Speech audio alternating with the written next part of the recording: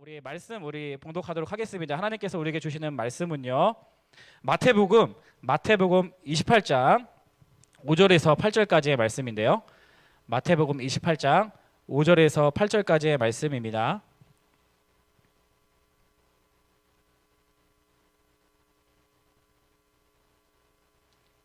우리에게 주신 하나님의 말씀은 마태복음 28장 5절에서 8절까지의 말씀입니다. 저와 여러분이 한 절씩 교독하도록 하겠습니다. 5절 제가 먼저 읽겠습니다. 천사가 여자들에게 말하여 이르되 너희는 무서워하지 말라. 십자가에 못 박히신 예수를 너희가 찾는 줄을 내가 아노라. 그가 여기 계시지 않고 그가 말씀하시던 대로 살아나셨느니라. 와서 그가 누우셨던 곳을 보라. 또 빨리 가서 그의 제자들에게 이르되 그가 죽은 자 가운데서 살아나셨고 너희보다 먼저 갈릴리로 가시나니 거기서 너희가 배우리라 하라. 보라 내가 너희에게 일렀느니라 하거늘 그 여자들이 무서움과 큰 기쁨으로 빨리 무덤을 떠나 제자들에게 알리려고 다름질할세. 아멘. 오늘 이 본문 말씀 가지고요. 영원한 생명의 DNA라는 제목으로 함께 말씀 나누기를 원합니다. 잠깐 동영상 한번 보여주시겠어요? 이 동영상은요. 18개월 된 아기가 집에서 집안일을 하는 모습입니다. 잠깐 동영상 보여주시면.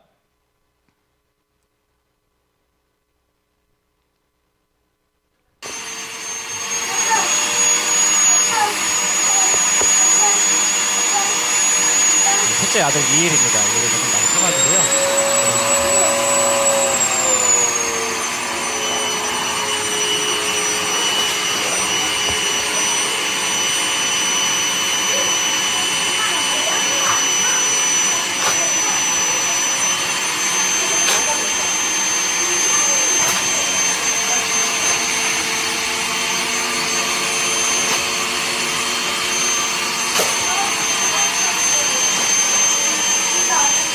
여기까지 보겠습니다. 여기까지.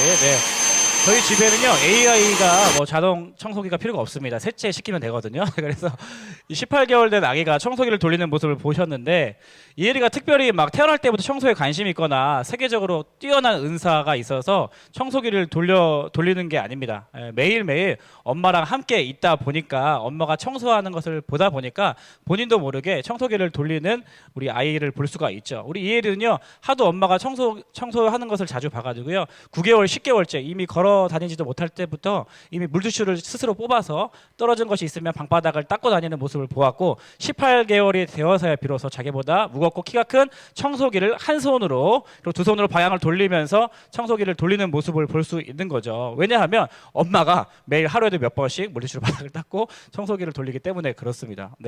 인간은요 이처럼 무엇을 보고 사는지가 굉장히 중요한 존재입니다.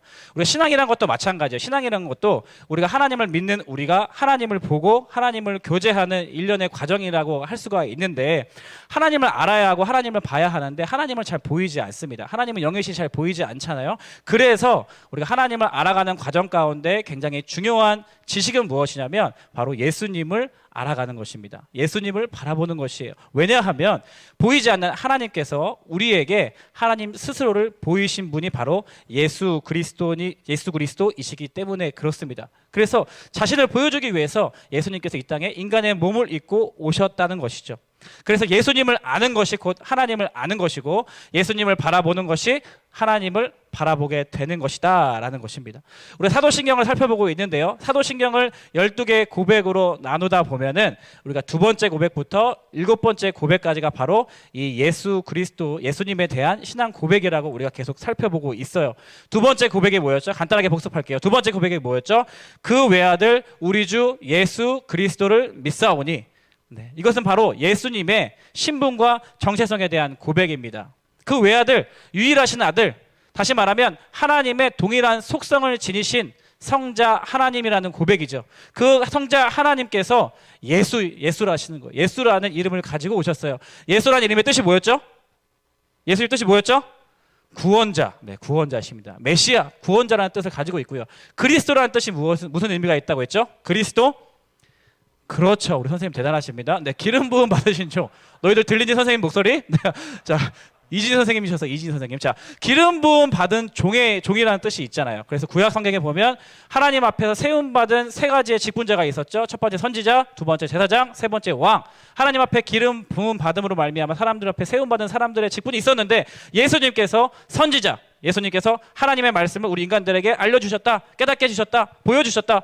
그리고 제사장, 우리 인간의 죄악들을 대신 가지고 하나님 앞에 나아가는 제사장의 직분을 감당하셨죠. 그리고 스스로 제물 대심으로 말미암아 모든 악한 원수 마귀들의 권세를 다스리시고 통치하시는 하나님의 나라로서의 통치하심을 보여주셨다는 것이 바로 예수 그리스도이십니다. 그래서 예수님의 이름에 그리스도라는 호칭을 우리가 부르게 되는 것이죠. 그렇죠. 세 번째 고백은 뭐였을까요? 한번 같이 읽어볼까요? 시작. 성령으로 잉태하사 동정녀 마리아에게 나셨다. 세 번째 고백부터 일곱 번째까지의 고백은 예수님의 생애와 사역에 대한 고백이라고 제가 말씀을 드렸어요. 예수님의 생애와 사역에 대한 고백. 예수님은 이 땅에 오셨는데 어떻게 오셨는가? 성령으로 잉태되셨다는 거예요. 이 의미가 뭐라고 했죠? 예수님은요, 흠이 없고 죄가 없고, 네, 인간의 씨앗을 통해 오신 것이 아니라 이 죄에 영향받지 아니하신 하나님의 예수님의 신성을 고백하는 그런 신앙 고백이라고 했습니다. 성령으로 잉태하사, 그리고 동정녀 마리아에게 나셨다는 것은요, 예수님께서 하나님이셨지만, 신성을 가지신 하나님이셨지만 여자의 몸을 통해서 육체를 입고 이 땅에 오셨다는 것이에요. 그래서 예수님의 인성, 예수님은 참 하나님이시면서도 동시에 예수님은 참 인간으로 이 땅에 오셨다는 것을 담고 있는 믿음의 고백이라고 했습니다. 그리고 네 번째, 지난주에 살펴봤죠. 네 번째, 함께 암송해 보겠습니다. 본디오 시작. 본디오 빌라도에게 고난을 받으사 십자가에 못 박혀 죽으시고, 네, 그렇게 잉태되시고 태어나셔서 우리와 같은 인생을 살아가셨는데 그 예수님의 인생을 한마디로 요약하면 고난이었다는 거예요. 고난. 그리고 고난의 절정인 십자가에서 못 박혀 죽으심으로 말미암아 하나님의 놀라운 구원의 역사를 이루어 가셨다는 것입니다. 이 본디오 빌라도라는 이름이 왜 등장한다고 했죠? 본디오 빌라도라는 이름, 그 당시에 예수님 십자가에 달려 죽으셨을 때 로마 통치를 받던 이 유대가 파견해서 유대 총독으로 다스리고 있던 총독이 바로 본디오 빌라도라는 총독입니다. 이 사람이 그 당시에는 팍스 로마나 시대가 세계적으로 확장되고 있는 시기였기 때문에 역사적인 기록도 많고 모든 사람들이 로마 역사를 신뢰했습니다. 주목했어요. 그래서 이 본디오 빌라도가 이 로마 시대의 유대 총독이었다는 사실이 역사적인 사실인 것을 아는 것처럼, 증명하는 것처럼 예수 그리스도께서 그 당시 유대 총독 시대에 본디오 빌라도 시대에 본디오 빌라도 치하에 십자가에 못 박혀 돌아갔다는 사실이, 죽으셨다는 사실이 역사적으로 사실이다라는 것을 증명하고 확신하기 위해서 이렇게 본디오 빌라도 치하에서 고난을 받으셨다라는 고백에 담겨져 있는 것입니다. 그래서 우리가 예수님을 보면서 하나님을 본다고 했잖아요. 예수님께서 십자가에 보여주신 것이 무엇입니까? 하나님께서 예수님을 통하여서 십자가에 보여주신 것이 무엇입니까? 하나님의 공의예요. 하나님의 심판이에요. 하나님의 저주예요. 하나님의 형벌이에요. 죄를 지은 백성들, 죄를 지은 인간은 하나님께서 그냥 모른 척하지 아니하시고 심판할 수밖에 없는 분이신 것을, 그리고 저주받게 하실 수밖에 없는 것입니다. 형벌 가운데 내버려 두실 수밖에 없는 분이심을 예수 그리스도의 십자가의 죽으심을 통해서 하나님께서 하나님의 공의로우심을, 하나님의 정의로우심을 하나님께서 보여주셨다는 것이죠. 그걸 넘어서서 원래는 죄된 우리가 죽었어야 했지만 예수님께 우리의 죄를 대신 담당시키심으로 말미암아 우리가 죽어야 할 그 자리를 흠없는 어린 양 대신 예수 그리스도를 대신 죽게 하심으로 말미암아 우리를 구원해 주시는, 그래서 스스로 목숨을 내어주신 그 하나님의 사랑을 우리가 예수님을 통해서 볼 수 있다라는 것입니다. 그리고 오늘 위대한 다섯 번째 고백이 바로 이것입니다. 함께 암송해 보겠습니다. 시작. 장사한 지 사흘 만에 죽은 자 가운데서 다시 살아나시고 3일 만에 십자가에 못 박혀 죽으신 예수님께서, 장사까지 되신 예수님께서 3일 만에 다시 살아나셨다는 고백이에요. 오늘 보면 마태복음 28장에 보면요, 1절에 보면 안식일이 다 지나고 나서 이 첫날이 되려는 새벽에, 안식 후 첫날이 되려는 새벽에 이 막달라 마리아와 다른 마리아가 무덤을 보려고 갔습니다. 예수님이 장사된 그 무덤을 찾아갔어요. 그랬는데 우리 오늘 본문 말씀 다시 한번 읽어보겠습니다. 마태복음 28장 5장에서 6절까지의 말씀인데요, 같이 한번 읽어볼게요. 화면을 보시고 시작. 천사가 여자들에게 말하여 이르되 너희는 무서워하지 말라. 십자가에 못 박히신 예수를 너희가 찾는 줄을 내가 아노라. 그가 여기 계시지 않고 그가 말씀하시는 대로 살아나셨느니라. 와서 그가 누우셨던 곳을 보라. 안식 후 이 첫날이 되려는 새벽에 막달라 마리아와 마리아가 그 무덤에 찾아갔습니다. 그랬는데 천사가 있는 거예요. 그러고 나서 뭐라고 말합니까? 무서워하지 말라. 너희가 십자가에 못 박힌 예수를 찾으러 온 것을 내가 안다. 그러나 그가 여기에 계시지 않고 그가 말씀하시던 대로 살아나셨느니라. 와서 그가 누우셨던 것을 보라라고 천사가 가이드를 해주는 것이 아니겠습니까? 그러니까 예수님의 부활은 말씀하시던 대로, 예언하시던 대로 부활하셨다는 겁니다. 이미 예수님의 부활은 예수님께서 예언하셨어요. 약속하셨습니다. 알려주셨어요. 그래서 마태복음에서만 4번에 걸쳐서 인자가 이제는 죽임을 당한 후에 3일 만에 다시 살아날 것을 알려주셨습니다. 대표적으로 한 구절만 찾아볼까요? 마태복음 16장 21절인데요. 우리 화면을 보고 같이 한번 읽어볼게요. 마태복음 16장 21절 말씀 시작. 이때부터 예수 그리스도께서 자기가 예루살렘에 올라가 장로들과 대제사장들과 서기관들에게 많은 고난을 받고 죽임을 당하고 제3일에 살아나야 할 것을 제자들에게 비로소 나타내시니. 아멘. 예수님께서 자신의 약속대로 말씀대로 죽으신 지 장사된 지 3일 만에 다시 부활하셨다는 겁니다. 할렐루야. 예수님께서 부활하심을 믿으십니까? 아멘, 아멘, 아멘. 그렇다면 예수님의 그 당시의 부활 사건이 지금 오늘날 살아가는 우리와 무슨 상관이 있는 겁니까? 지금 중학교 1학년, 2학년, 3학년 코로나 시대를 보내고 있는 우리와 지금 무슨 상관이 있냐고요. 그것에 대해서 고린도전서는 이렇게 설명합니다. 고린도전서 15장 20절에서 23절 말씀 제가 한번 읽어드릴게요. 그러나 이제 그리스도께서 죽은 자 가운데서 다시 살아나사 잠자는 자들의 첫 열매가 되셨도다. 사망이 한 사람으로 말미암았으니 죽은 자의 부활도 한 사람으로 말미암는도다. 아담 안에서 모든 사람이 죽은 것 같이 그리스도 안에서 모든 사람이 삶을 얻으리라. 그러나 각각 자기 차례대로 되리니 먼저는 첫 열매인 그리스도요 다음에는 그가 강림하실 때에 그리스도에게 속한 자요. 아멘. 무슨 말입니까? 이 죽은 자 가운데서 장사된 지 3일 만에 부활하신 이 부활 사건이 그리스도로 말미암아 그리스도가 첫 열매가 되셨다. 첫 본보기가 되셨다. 첫 모형이 되셨다. 첫 샘플링이 되셨다라고 성경은 이야기하고 있다는 거예요. 다시 말하면 그리스도 안에 있는 모든 사람은 예수님께서 죽은 자 가운데 다시 살아나신 것처럼 우리도 다시 살아난다라는 것이 성경에 기록되어 있는 하나님의 말씀인 줄 믿습니다.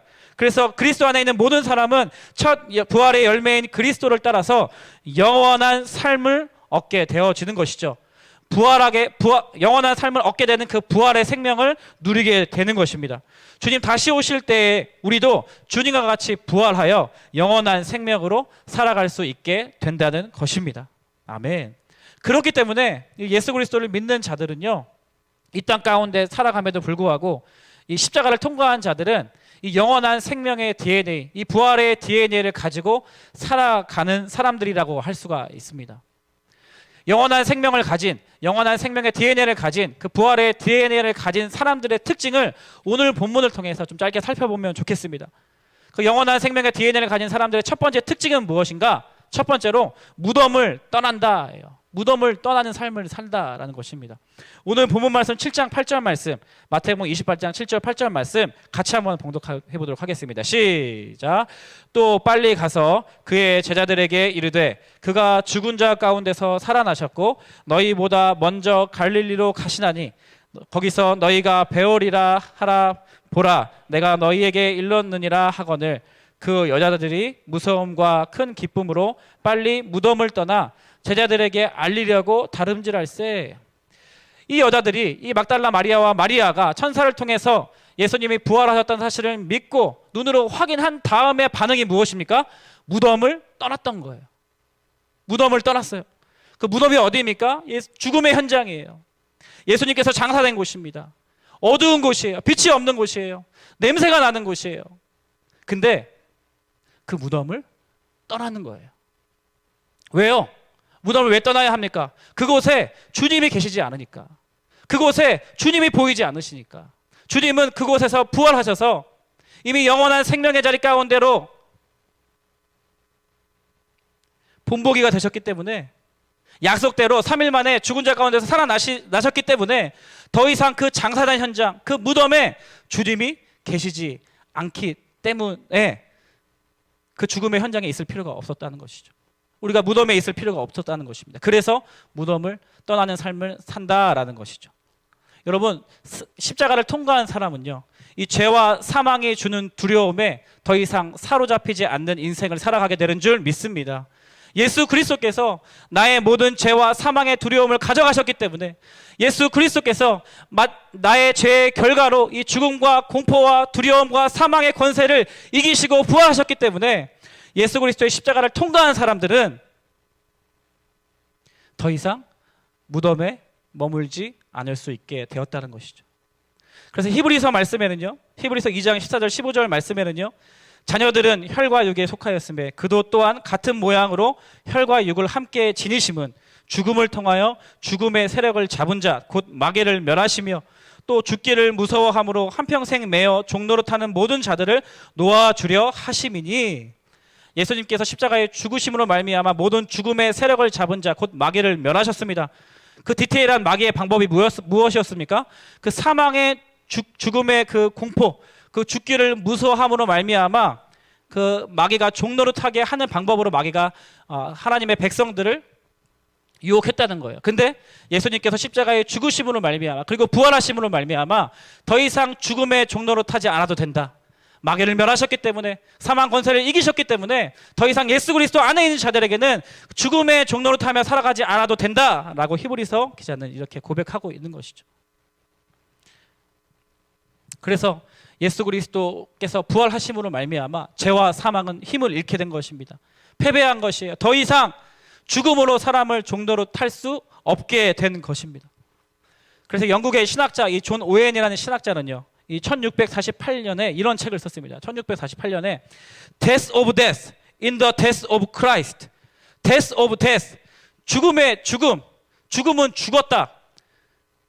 In the Death of Christ, 그리스도의 죽으심 안에 죽음은 이미 죽었다. 죽음의 죽음을 이렇게 고백하고 있는 거죠. 무슨 뜻입니까?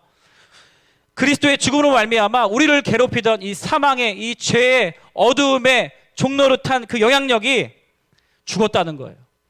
더 이상 우리의 죽음은 죄와 형벌의 죽음이 아니라 우리의 죽음은 예수 그리스도와 같이 부활한 영원한 생명의 길 가운데 가는 통로가 되었다라는 것입니다. 사랑하는 여러분, 우리는 저와 이 자리에서 예배하는 우리 선생님들과 여러분들은요, 예수 그리스도 십자가 안에 있는 자들임을 믿습니다. 십자가에 있다 할지라도 이 땅 가운데서 고통을 당하죠. 고난을 당하죠. 공부 못할 수 있죠. 핍박받을 수 있죠. 힘든 삶을 살아갈 수 있습니다. 어제 밤에도 밤 11시까지 한 명과 통화를 했어요. 힘들다고. 힘들 수 있어요. 그러나 우리의 죽음은, 우리의 고통은 죄와 형벌의 고통이 아니라, 죄와 사망의 죽음의 권세가 주는 그 죽음의 두려움이 아니라 부활하신 예수 그리스도로 말미암아 영원한 생명을 누리게 되는 그러한 축복이 되는 줄 믿습니다. 두 번째는요, 영원한 생명의 DNA를 가진 사람의 두 번째 특징은 살아있는 자로 살아가게 된다라는 것입니다. 하나님 앞에 살아있는 자로 살아가게 된다. 로마서 6장 4절 5절 말씀, 로마서 4장 6절 4절에서 5절 말씀 제가 한번 읽어드리겠습니다. 그러므로 우리가 그의 죽으심과 합하여 세례를 받음으로 그와 함께 장사되었나니 이는 아버지의 영광으로 말미암아 그리스도를 죽은 자 가운데서 살리심과 같이 우리도 또한 새 생명 가운데서 행하게 하려 함이라. 만일 우리가 그의 죽으심과 같은 모양으로 연합한 자가 되었으면 또한 그의 부활과 같은 모양으로 연합한 자도 되리라. 우리 8절부터 11절까지의 말씀 다시 한번 같이 한번 한 목소리 읽어볼게요. 이어서 8절부터 11절까지의 말씀 시작. 만일 우리가 그리스도와 함께 죽었으면 또한 그와 함께 살 줄을 믿노니 이는 그리스도께서 죽은 자 가운데서 살아나셨음에 다시 죽지 아니하시고 사망이 다시 그를 주장하지 못할 줄을 알미로라. 그가 죽으심은 죄에 대하여 단번에 죽으심이요 그가 살아계심은 하나님께 대하여 살아계심이니 이와 같이 너희도 너희 자신을 죄에 대하여는 죽은 자요 그리스도 예수 안에서 하나님께 대하여는 살아있는 자로 여길지어다. 아멘. 우리가 예수 그리스도의 죽으심과 합하여 세례를 받았다는 것은 그와 함께 장사되었다. 이미 우리의 죄된 본성은 예수 그리스도의 십자가와 함께 장사되었다. 이는 아버지의 영광으로 말미암아 그리스도를 죽은 자 가운데서 살리신 것 같이 우리도 십자가와 함께 장사하는 자들은 우리도 또한 새 생명 가운데서 행하게 하려 하심이라. 그의 죽으심과 같은 모양으로 연합한 자가 되었으면 또한 그의 부활과 같은 모양으로 우리도 연합한 자가 될 것이다 라고 로마서 6장 4절 5절 말씀은 그렇게 선포하고 있습니다. 10절 말씀, 그가 죽으심은 죄에 대하여 단번에 죽으심이요 그가 살아계심은 하나님께 대하여 살아계심이니 이같이 너희도 주님과 같이 자신을 죄에 대하여서는 죽은 자요 그리스도 예수 안에서 하나님께 대하여서는 살아있는 자로 여길지어다. 영원한 생명의 DNA를 가진 사람들의 특징은요, 이 땅 가운데 살아가면서 하나님 앞에서 살아있는 자로 살아가게 된다라는 것입니다. 다음 사진 보여주시면요, 여러분 죽음의 수용소라는 빅터 프랭클 박사가 쓴 책이 있습니다. 2차 세계대전 당시 아우슈비츠 강제 수용소에서 모진 고통을 겪으면서도 이 박사님은 살아남으셨는데요. 그 수용소에 죽어가는 사람들을 보니까 옆에 이제 하루도 많은 사람들이 옆에 어제 대화했던 사람들이 죽어나가고 그런 시체들을 보면서 살아가는 환경 속에서 이 지옥 같은 수용소에서 삶의 의지를 잃은 사람들이 작은 이 감기에도 바로 죽거나 아니면 작은 충격에도 심장 발작을 일으켜서 죽어나가는 것을 목격하게 되었습니다. 그래서 이 작은 감기나 이런 것들을 통해서 죽어나가는 이 사람들을 보면서 한 사실을 깨달았어요. 이 내 마음 안에 이 죽음의 공포와 절망 같은 그러한 마음의 변화가 이 죽음을 부추긴다는 것을 깨닫게 되었어요. 그래서 이 프랭클 박사님이 했던 행동은 뭐냐면 사람들과 대화하기 시작한 거예요. 이 죽음을 눈앞에 둔 주변의 사람들이 다 죽어나가고 있는 그 죽음의 무덤과 같은 현장에서 옆에 사람들과 대화하기 시작했대요. 무슨 대화를 하기 시작했냐? 이 프랭클 박사님은 이 수용소에 갇히기 전에 취미가 등산이었다고 합니다. 그래서 등산 이야기를 하기 시작한 거예요. 암벽 등반 이야기를 시작한 거예요. 그리고 그 감옥 속에서도 동호회를 만들어서 이 암벽을 타는 대화를 즐겼다고 합니다. 근데 결과적으로 이런 이들이 죽음의 순간을 수없이 넘어 끝까지 살아남게 되었다라는 것이에요. 불행 속에서도 죽음 앞에서도 삶의 의미를 찾을 수 있다면, 이 생명력을 잃지 않고 삶을 자신의 의지대로 살아갈 수 있다면 우리가 생존할 수 있다, 살아낼 수 있다 라고 고백한 이 간증이 담겨져 있는 그런 이야기가 이 죽음의 수용소라는 이 책입니다. 왜 살아야 하는지 아는 사람은 그 어떤 상황도 견딜 수 있다라는 것이에요. 살아있는 자처럼, 비록 주변 환경은 죽음이 우리를 갈라놓을 것 같고 내가 곧 눈앞에 죽음을 마주하고 있는 상황이라 할지라도 살아있는 자처럼 자신의 삶의 의미와 목적을 알고 또 그렇게 살아가는 사람은 살아갈 수 있다는 얘기입니다.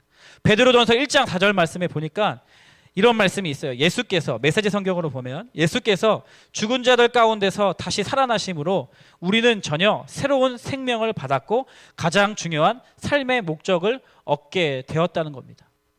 예수님을 믿는 부활에 함께 참여하고 연합한 우리들은 새로운 생명이 되었습니다. 그래서 새로운 생명이 주는 생명력으로 말미암아 하나님 앞에 살아있는 자같이 살아갈 수 있다라는 고백이 담겨져 있는 거죠. 우리 다음 영상 한번 보여주시겠습니까? 최근에 개봉한 10월 8일에 개봉한 부활이라는 영화인데요. 거기에 이제 아직 극장 상영작이라서 전체를 볼 수가 없고 공식적으로 예고편이 나와 있는 우리 예고편을 함께 시청해 보도록 하겠습니다. 잠깐만요. 당시 제 상태는 허리, 가슴, 척추, 골반 쪽에 뼛속까지 암이 이미 퍼져 있었고, 어떻게 나한테 이런 일이 있지? 나는 그러면 죽는 거야? 살고 싶지 않다.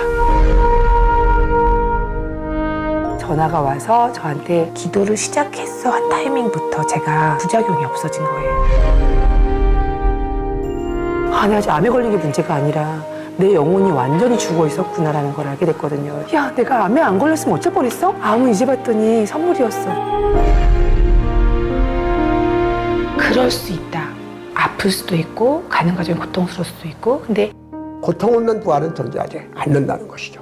상은 이게 부활의 증거인데, 이 상흔을 가진 교회, 상흔을 가진 신앙하는 사람이 한 복이 드물다. 나에게도 이 상흔이 없다.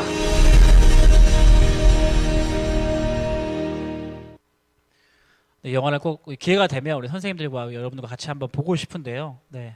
이 천정은 자매님, 마지막에 나와 있는 천정은 자매님은요, 2012년에 수술조차 할 수 없는 말기암 판정을 받고 지난달 9월까지요 85차, 무려 85차의 항암 치료를 받으면서 살아있는 것 자체가 기적이다라고 고백하며 간증하시는 자매님이세요. 부모님의 헌신적인 뒷바지로 피아노 전공하고 큰 어려움 없이 목표한 바 이루면서 살아갔는데, 암 판정 이후에 송두리째 바뀐 삶 속에서 20년 동안 철저히 부인했던 이 하나님의 존재를 어렴풋이 느끼게 됩니다. 그러고 나서 교회를 나가고요, 항암 치료를 받으면서 지푸라기로라도 받는 심정으로 교회 분들에게 기도를 부탁하기 시작했어요. 근데 중보기도를 통해 항암 부작용의 말끔히 없어지는 것을 경험하고, 또 전이된 암이 사라진 거예요. 병원에 다시 가니까 이미 많이 전이됐던, 수술까지 할 수 없을 정도로 전이가 됐던 이 암 세포들이 중보기도로 말미암아 사라지게 된 것을 경험했어요. 기적을 체험한 거죠. 그러므로 말미암아 예수님을 영접하고요. 그리고 예수님을 영접하고 나서 다시 암이 재발했지만 암은 나에게 선물이다. 암은 나에게 선물이다. 그리고 죽음은 소망이다. 라는 그러한 간증을 하며, 이 특별히 암 환우들, 네, 좀 너무 살기 힘드신 암 환우들을 돕고 또 복음을 전하고, 네, 그런 사역들을 하고 계신 자매님이십니다. 그녀의 소망이 있다면 마지막 한 호흡까지 주님이 애타게 기다리시는 그 한 영혼들을 위해서 복음을 전하다가 죽고 싶대요.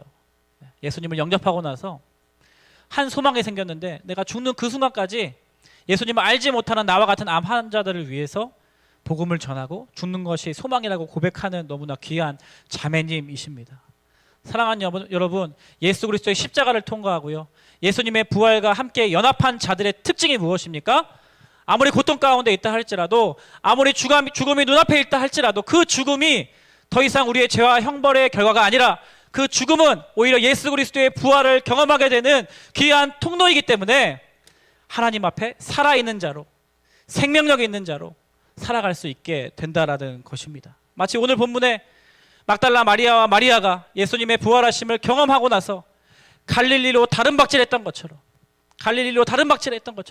올 때는 침울하게 문 앞에 오고 눈물 흘리며 왔지만, 두려움에 떨며 왔지만, 부활하심을 확인하자마자, 그 부활하심을 참여하자마자 갈릴리로 달려갔던 것처럼 새로운 에너지로, 생명력으로 살아있는 자로 살아갈 수 있게 된다는 것입니다. 2020년 10월 18일 이렇게 현장에서 예배하는 선생님, 그리고 각자 자리에서 예배하는 성림 중등부 친구들, 가족들, 우리가 다 코로나 시대의 위기 속에 살고 있습니다. 어느 때보다 이 전염병과 죽음이라는 그 공포가, 그 그림자가 가까이 있는 것처럼 느껴져요. 하지만 이 두려움 속에서도 우리는 생명력 있게 살아갈 수 있다는 거예요. 우리는 꿈꿀 수 있다는 거예요. 우리는 산 소망을 가지고 이 땅 가운데서 이 코로나의 위기를 극복할 수 있다라는 것입니다. 황폐한 땅을 사람 살게 하는 꿈, 더러운 곳을, 냄새나는 곳을 깨끗하게 하는 꿈, 포로된 자들, 이 죄의 종노릇하며 포로된 자들을 예수 그리스도의 복음으로 자유케 하는 꿈, 전쟁과 분열이 그치고 평화를 선포하는 꿈, 상처와 아픔이 있는 곳에 진정한 하나님의 치유가 임하게 되는 것을 꾸는 꿈, 그 꿈을 우리는 꿀 수 있다는 것이. 그래서 부활의 DNA를 가진 자들은, 영원한 생명의 DNA를 가진 자들은 항상 어디에 있든지 간에 소망을 선포하는 사람들임을 믿습니다. 죽음의 냄새가 드리워진 그 무덤 같은 곳에서 소망을 포기하지 않는 거예요. 소망을 선포하는 거예요. 사망의 어두운 그림자가 뒤처진 그곳에서, 그 현장에서 예수 그리스도의 밝은 빛을 우리가 선포할 수 있게 된다라는 것입니다. 여러분, 이 땅을 둘러보십시오. 이 나라와 이 민족, 온 열방을 둘러보십시오. 얼마나 사람들이 아파하고 있습니까? 얼마나 사람들이 힘들어하고 있습니까? 오늘날 정치계를 보십시오. 사람들이 극단적인 이념에 갇혀서 서로 싸우고 서로 핍박하고, 교육계는 어떤가요? 갈팡질팡 언제나 그렇듯 우리 청소년들이 항상 너무 힘들게 보내고 있지 않습니까? 문화예술계는 어떻습니까? 거룩하지 못한 문화가 가득해요. 스포츠계는 어떻습니까? 자본주의, 상업주의가 만연한, 불법이 만연한 그러한 세상 가운데서 우리는 어떠한 꿈을 꿀 것인가? 죽음이 냄새가 나는 곳에, 부정부패가 가득한 곳에, 분열과 다툼이 가득 찬 곳에 하나님 앞에 살아있는 자로, 부활의 생명을 전하는 자로, 산 소망을 가지고 예수 그리스도의 그 부활을 선포하는 자로 살아갈 수 있게 된다라는 것입니다. 말씀을 맺도록 하겠습니다. 우리 예수님께서요, 장사된 지 3일 만에 죽은 자 가운데서 다시 살아나셨습니다. 이것은 여러분이 믿던 믿지 않던 그것은 사실이고 그것은 성경에 기록되어 있는 진리이며, 우리 또한 예수님을 믿는 우리 또한 이 땅에서 고통을 느끼고 이 땅 가운데서 우리가 죽음을 맞이하게 될 것입니다. 그러나 우리도 그 부활의 첫 열매 되신 주님을 따라 부활할 것이고, 예수님이 그러하셨듯이 주님과 함께 영원한 생명을 누리게 될 줄 믿습니다. 그렇기 때문에 우리는 그러한 DNA를 가지고 있는 사람들이기 때문에 이 땅 가운데 살아가면서도 더 이상 무덤에 머무는 자가 아니라, 죽음에 머무는 자가 아니라 오히려 그 무덤을 떠나고 죽음의 냄새가 들어오진 것을 벗어날 수 있는 인생이 되는 것이고, 그 무덤을 떠나서 하나님 앞에 살아있는 자같이, 그래서 부활하신 예수 그리스도로 말미암아 산 소망을 주시고 새로운 생명을 주신 살아있는 자같이 살아가는 저와 여러분이 되시기를 진심으로 축복합니다. 우리 함께 이 찬양 부르고 싶은데요, 우리 함께 지난 1월, 2월 많이 불렀던 찬양입니다. 성도의 노래는 찬양 다 아시죠? 이 찬양하면서 우리가 함께 십자가에 함께 죽었고 예수님과 함께 부활할 것을 믿음으로 바라보며 함께 찬양하면 좋겠습니다. 환난, 가난과 고난, 환난, 가난과 고난, 수고로움 속에도 성도는 그 믿음을 지켰네. 주를 섬기는 일에 자신을 다 드리며 진리의 말씀과 성령으로 그 길을 걸었네. 그리스도 안에서 새롭게 하시고 그리스도로 인하여 자유케 되었네.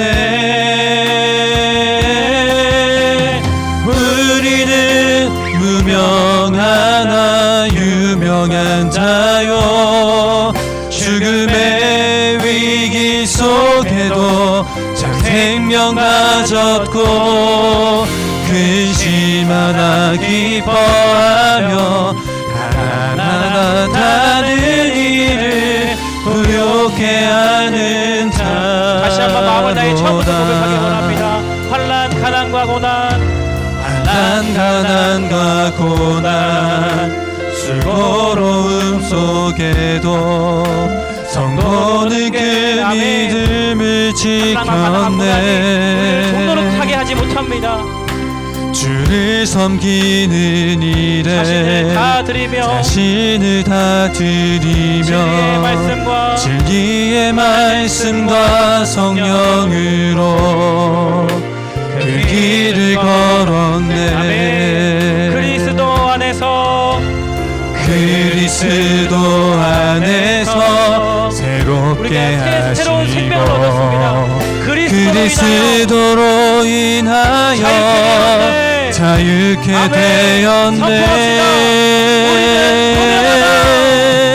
우리는 무명하나 유명한 자요, 죽음의 위기 속에도 참 생명 가졌고 근심하나 기뻐하며 하나하나 다른 일을 부욕해 하는 자로다. 우리는 무명하나 유명한 자요, 죽음의 위기 속에도 참 생명 가졌고 근심하나 기뻐하며 하나하나 다른 일을 부욕해 하는 자로다. 여러분 이 시간 기도하면 좋겠습니다. 두 손을 가슴에 대시겠습니까? 진실되게 하나님 앞에 기도하는 마음으로 두 손을 갖고 그 자리에서 여러분이 있는 예배의 자리에서 두 손을 대십시오. 가슴에 대십시오. 이렇게 기도하면 좋겠어요. 하나님, 제가 더 이상 무덤을 찾아가지 않겠습니다. 제가 더 이상 무덤에 머물지 않겠습니다. 왜냐하면 예수님께서 이미 그 무덤 가운데 계시지 않기 때문에 헛된 발걸음 하는 인생이 아니라 죽은 자 가운데서 살아나신 예수 그리스도의 부활을 선포하는 인생 되게 하여 주옵소서. 우리를 힘들게 하고 어렵게 하고 고통스럽게 하며 죽음의 공복 가운데 몰아넣는 것이 무엇입니까? 나를 힘들게 하는 것이 무엇입니까? 나를 종로를 타게 하는 것이 무엇입니까? 더 이상 그 무덤 가운데 머무는 인생이 아니라 그 무덤에서 떠나서 예수님께서 부활하신 그 갈릴리 가운데로 믿음의 발걸음을 옮길 수 있는 내 인생이 되게 하여 주옵소서. 우리 시간 나의 삶을 주님께 올려드리며 통성으로 주님 한번 부르짖고 기도합니다. 주여,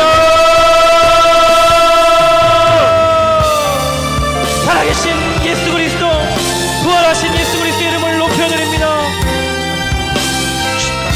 십자가에 달려 죽으시고 장사된 지 사흘 만에 죽은 자 가운데서 다시 살아나신 예수 그리스도, 우리도 십자가와 함께 장사되었기 때문에 우리도 그 예수 그리스도의 부활의 생명 가운데 참여하게 되는 줄 믿습니다. 부활의 첫 열매가 되신 예수 그리스도, 그 예수 그리스도와 함께 연합하여 그 부활하신 예수님의 생명을 누리며 한 소망을 가지고 이 땅 가운데 돌아가는 우리 성님들도 모치고들 지금 이 자리에 나와 예배하는 우리 선생님들 되게 하여 주옵소서. 무덤 가운데 머물지 아니하고 그 무덤을 떠나 그 죽음의 공포, 그 코로나의 그 두려움의 어두움 가운데 떠날 수 있는, 머물지 않을 수 있는 우리 모두가 되게 하여 주옵소서. 다시 한번 기도할 때 여러분, 하나님께서 여러분들에게, 우리들에게 예수 그리스도께서 부활하신 산 소망이 되어주셨음을 믿습니다. 여러분 꿈을 꾸십시오. 어려울 때일수록 소망을 선포하십시오. 힘들 때일수록, 몸이 연약할 때일수록, 죽음의 공포가 가까이 있을수록 부활의 소망을 선포하십시오. 여러분이 인생을 들여서 여러분이 소망을 선포해야 하는 곳은 어디입니까? 여러분이 가야 하는 곳은 어디입니까? 여러분이 있어야 하는 곳은 어디입니까? 이 시간 기도할 때 제가요 월요일날 목사 안수를 받았습니다. 여러분 광고했듯이 목사 안수를 받았어요. 그 신앙 고백에 담아있듯이 목사 안수를 받는 것이 마냥 기쁘지만은 않더라고요. 왜냐하면 오늘날 처해 있는 이 교회의 현실이, 오늘날 처해 있는 이 성도들의 현실이 너무나 어렵게 느껴져서 내가 그 길을 가야 하는구나, 내 앞길에 꽃길이 놓여져 있는 것이 아니구나 라는 현실이 너무 다가와서 마냥 기쁘지만 않았습니다. 주변의 동역자들, 주변의 교역자들 많은 고민하면서 살아가고 있어요. 답이 잘 없다고 보여지는 그러한 절망과 그러한 아픈 현실들을 제가 직면하는 시간을 가졌습니다. 그런데 계속 그 아픔과 두려움을 직면하면 직면할수록 부활하신 예수님께서 저에게 어떠한 소망을 주셨는가? 이 모든 위기와 어두움이 클수록 이것을 내가 이겨내고 싶다, 이것을 내가 뚫어내고 싶다, 이 죽음의 공포, 이 절망 가운데 예수 그리스도의 부활을 선포하는 인생을 살고 싶다 라는 소망을 저에게 주셨습니다. 사랑하는 여러분, 이 죽음의 공포가 드리워진 현장 가운데서 여러분이 부활의 선포를 할 곳이 어디입니까? 교육계입니까? 여러분 정치계입니까? 스포츠계입니까? 문화예술계입니까? 여러분 어떠한 꿈을 꾸시겠습니까? 이 시간 기도할 때 하나님, 나의 삶을 주님께 올려드립니다. 나의 인생을 통하여서 주님 다시 오실 때까지 부활하신 예수 그리스도의 생명을 삶으로 증명하는 인생으로 사용하여 주옵소서. 우리 통성으로 다시 한번 나의 인생을 주께 올려드리며 주님 한번 부르짖고 통성으로 기도하기 원합니다. 주여, 아멘 아멘. 주님 그렇습니다. 죽음이 더 이상 우리를 종노릇하지 못하게 함을 믿습니다.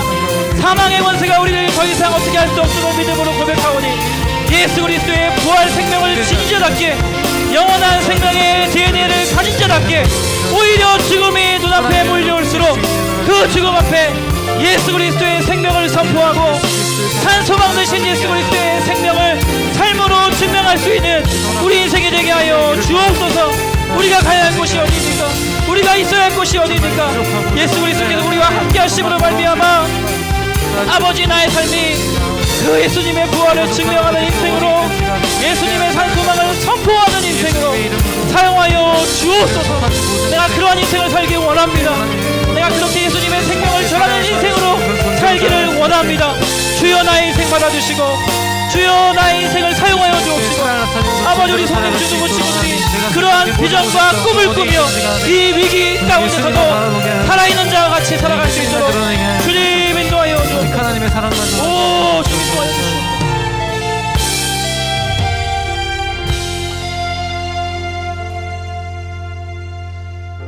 우리 주 예수 그리스도의 아버지 하나님을 찬송하리로다. 그의 많으신 긍휼대로 예수 그리스도를 죽은 자 가운데서 부활하게 하심으로 말미암아 우리를 거듭나게 하사 산 소망이 있게 하시며 썩지 않고 더럽지 않고 쇠하지 아니하는 유업을 있게 하시나니 곧 너희를 위하여 하늘에 간직하신 것이라. 아멘. 사랑하는 주님, 그렇습니다. 예수님께서 죽은 자 가운데서 부활하심으로 말미암아 우리로 하여금 그 부활하신 주님과 연합하여서 이 땅 가운데서 살아가는 동안에도 새로운 생명으로 영원한 생명의 DNA를 가진 자답게 부활의 산 소망을 선포하게 하시니 감사합니다.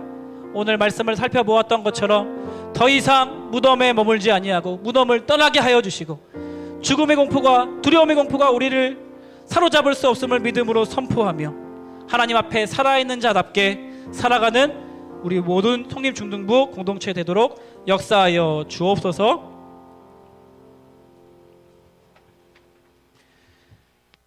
지금은 우리 주 예수 그리스도의 은혜와 하나님 아버지의 무한하신 사랑과 성령님의 교통, 교제, 충만하심의 역사가 오늘 이 예배를 통해 더 이상 주님이 계시지 않는 무덤을 떠나 하나님 앞에 부활의 영원한 생명으로 하나님 앞에 살아있는 자로 살아가기 원하는 우리 성림중등부 친구들과 이 자리에 함께 예배하고 계신 선생님들과 우리 모든 공동체와 이 나라 이 민족 위에 지금부터 영원토록 함께 하시기를 축원하옵나이다. 아멘.